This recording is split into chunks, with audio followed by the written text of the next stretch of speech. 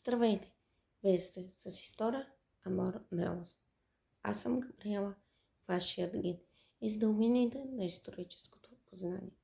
Продължаваме поредицата българските владетели и техните западноевропейски съвременници с историята на хан Омуртаг и неговите наследници хан Маламир и хан Пресяна, както и на техните западноевропейски съвременници император Луи Благочестив и синовете му Лотар I Лотарински, Карл Плешиви и Лудвиг Немски.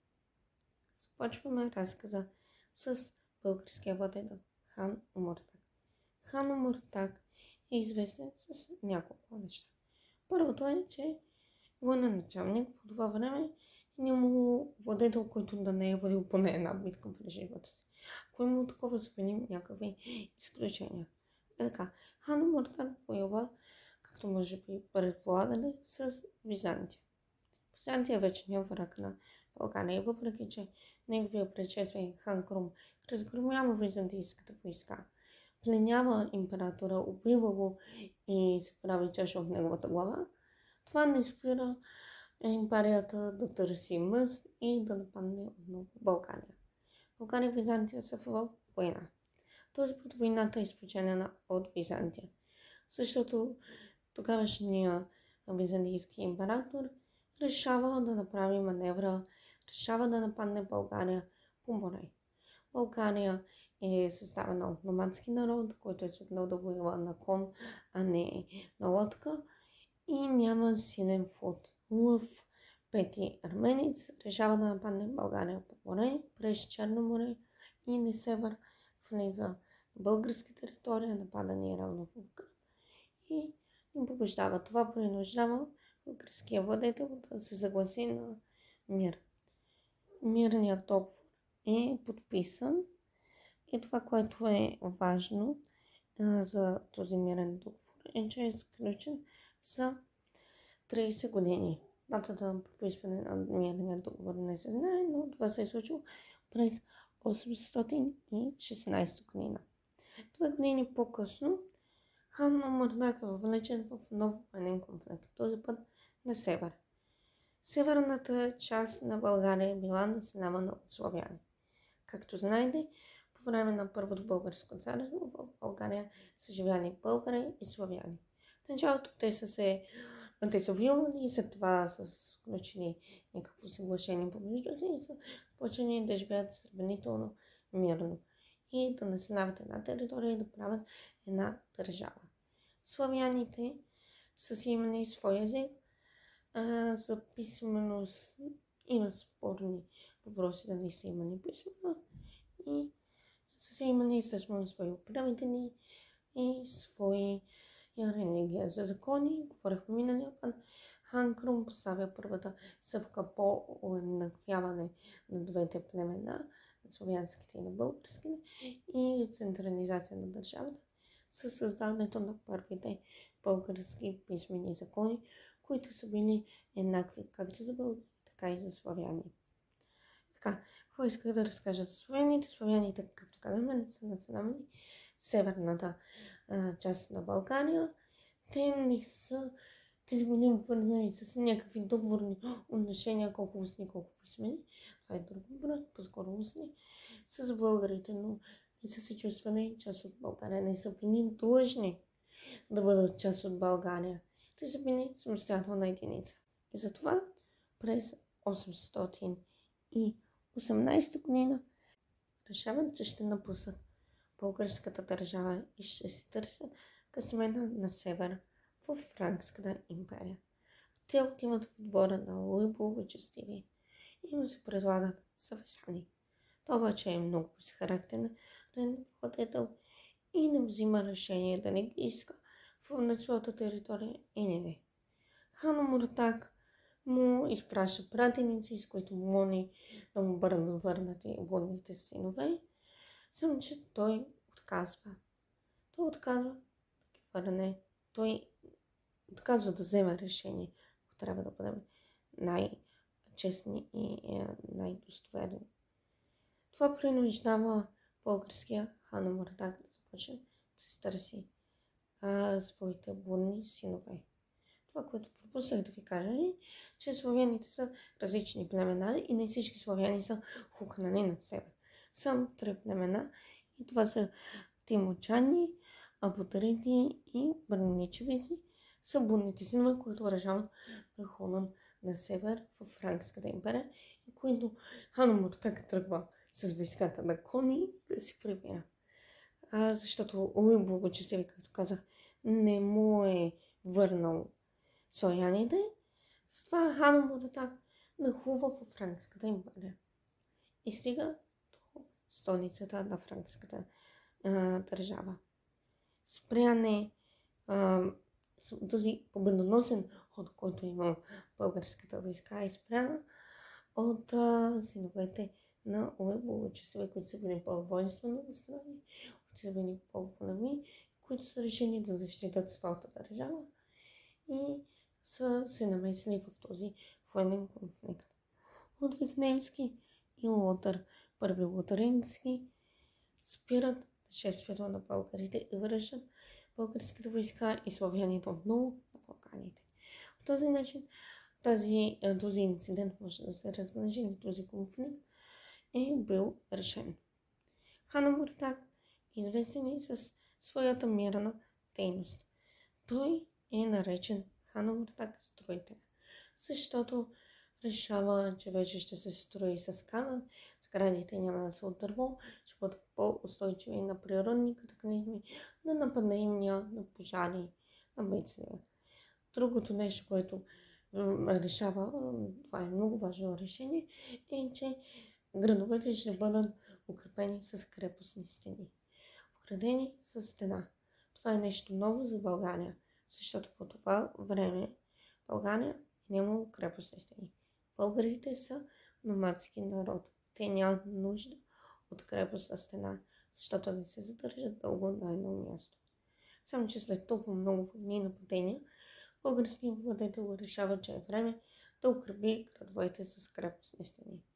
Освен строителната дейност, хан Омуртаг има и законодателна. Той разделя територията на 10 територии, наречени комитати. Комитатите са управлявани от комити. Комитите са подчинени на него, както болярите. Хан Омуртаг започва централизирането на държавата в частта на управлението и на властта. Той поставя началото на автократизма и на монархията. Това имам предвид. До сега България е управлявана от различни родове. Та имало е някаква преемственост, но не е имало ясно право, кой точно ще да следи престола. Ханът е определен своя наследник или този военачалник, който е имал по-добра подкрепа на армията, бил е по-силен, бил е по-ловък, по-хитър, той да взема властта. Или владетел, който войните са си избрали качели. Хан Омуртаг иска да прекрати тези практики, да има приемственост. България да стане монархическа държава с управляващо семейство. И цялата власт да бъде съсредоточена в ръцете на владетеля, на хана. Това е автократизъм. Няма разделение на властите, няма буйни, които да съставят законите си измислят и приемат от хана. Няма изпълнителна власт, която да изпълнява волята. Не, имало е придворни, имало е помощници хана, но няма съвременния министерски съвет, който познаваме. Това е наистина съвременно явление.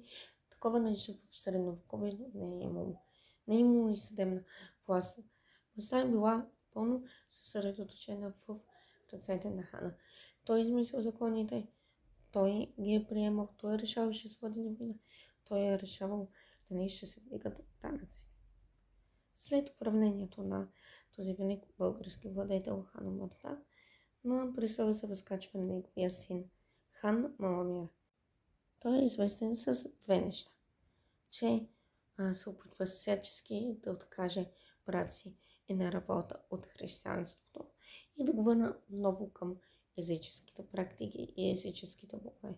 Мисията му е неуспешна, затова той пленява брат си, осъжда го на смърт и го убива. Така Енарвота става първият български мъченик. Другото нещо, с което е известен хан Маламир, е, че води успешна война с Византия и присъединява Пловдивска област, разширява територията на България. Неговият наследник, племенника му хан Паресян, продължава териториалното разширение на България. Заедно с следващия български владетел хан Борис I или княз Борис I, както е по-известен, те разширяват територията на България в посока Скопие, Ниш, надолу Охрид, Серос и Филип. Тук ще спра с историята на Първото българско царство. Ще продължим с княз Борис I и неговия син цар Симеон I Велики в следващия клип. Сега ще обърнем внимание на Запада, на Западна Европа и на съвременниците на хан Омуртаг, хан Маламир и хан Паресян, които са и съвременници и на следващите двама български владетели. Става дума за наследниците на император Карл Велики. Лудвиг Благочестими е неговия син, единственият син, който оцелява. Лудвиг Благочестими е управлявал заедно с Карл Велики последните години от управлението на великия владетел. Също така той е бил играл на Пантио. В средновековието в западните страни е положена основата на традицията да има един управляващ владетел, който управлява цялата територия на държавата, а неговите наследници са негови васали и те управляват една част от територията. Такава традиция е запазена в днешна Великобритания. Да, страната има владетел краля, но има и уелски принц. Той е наречен така, защото Уелс е по-независима територия, част от Англия, която е под управлението на наследника, на престолонаследника на Великобритания. И така, нека се върнем към Луи Благочестиви и неговото управление. След като баща му почива, Луи Благочестиви става едноличен владетел на Франкската империя. Той не е бил много волеви владетел, бил по-скоро безхарактерен, отдаден на религията, отколкото на военното дело. Затова и през 822 година прави поклонение в Атини, заедно със своите придворни, както и подпомага дейността на рим-католическите папи. Подпомага я по всякакъв начин с пари, войски, хора, идеи и всякакъв начин. Затова Луи Благочестиви получава прозвището Благочестиви. Това, което е важно за него, и по-скоро неговите завещания и това, че няколко пъти разделя територията между своите наследници. Първото преразпределение на френската територия е свързано с това, че решава да даде цялата власт на своя първороден син Лотър I Лотарински. Това разгневява другите му двама братя Лудвиг Немски и Пепин. Но те не предприемат никакви действия. Второто преразпределение на териториите и второто завещание е свързано с това, че на Луи Благочестиви му се ражда нов син, който по-късно получава прозвището Плешиви. Карл Плешиви е четвъртото дете на императора, четвъртия син, най-любимият син, най-любимото дете. Заради него Луи Благочестиви си каза предното завещание и пише ново, като иска да включи своя син, своя любимия в него и той да получи също пай от империята. Това разгневява много останалите трима братя, които този път се вдигат на бунт и предприемат военни действия срещу баща си. Повеждат война. Тази война те я спечелват и и принуждават Луи Благочестиви да се оттегли. Той го прави това с нежелание. Абдикира под натиск. И така неговите синове започват да управляват. Но след няколко години решават да поканят баща си обратно на престола.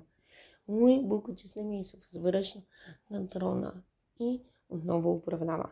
И отново къса завещанието си и прави ново преразпределение. Пак дава властта на Лотър I. Другите братя, естествено, пак не са доволни.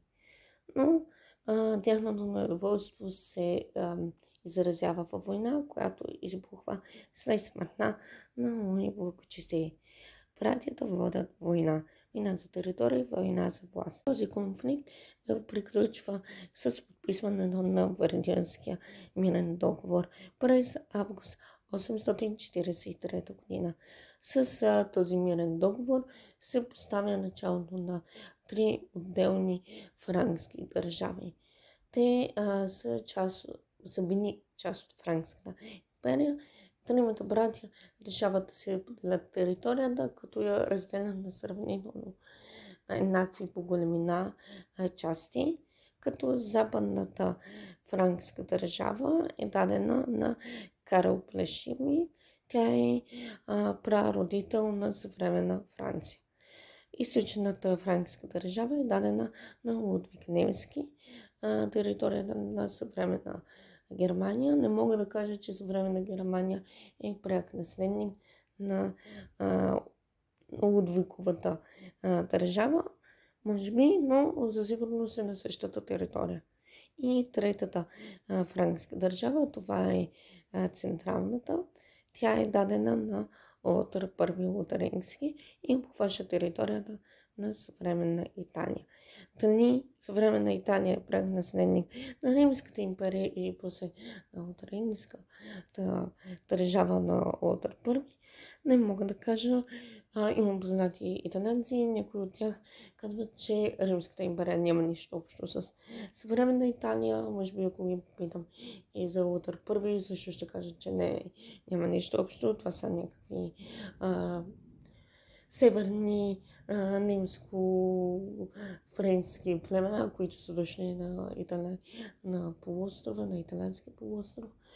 Така че не е сигурно, но със сигурност се знае, че държавата на Лотър I е на територията на Италия, както държавата на Лудвиг Немски е на територията на съвременна Германия. И територията на държавата на Карл Плешиви е предшественик на съвременна Франция. До тук ще спра с разказа за Западна Европа и за съвременниците на българските ханове. Ще продължим в следващия клип с съдбата на тримата братя, защото те са съвременници, и на другите двама български владетели, за които умислям да ви разкажа следващия път. Това са княз Борис I и цар Симеон I Велики. Благодаря ви, че бяхте с мен в това пътуване из дълбините на историческото познание. До нови срещи!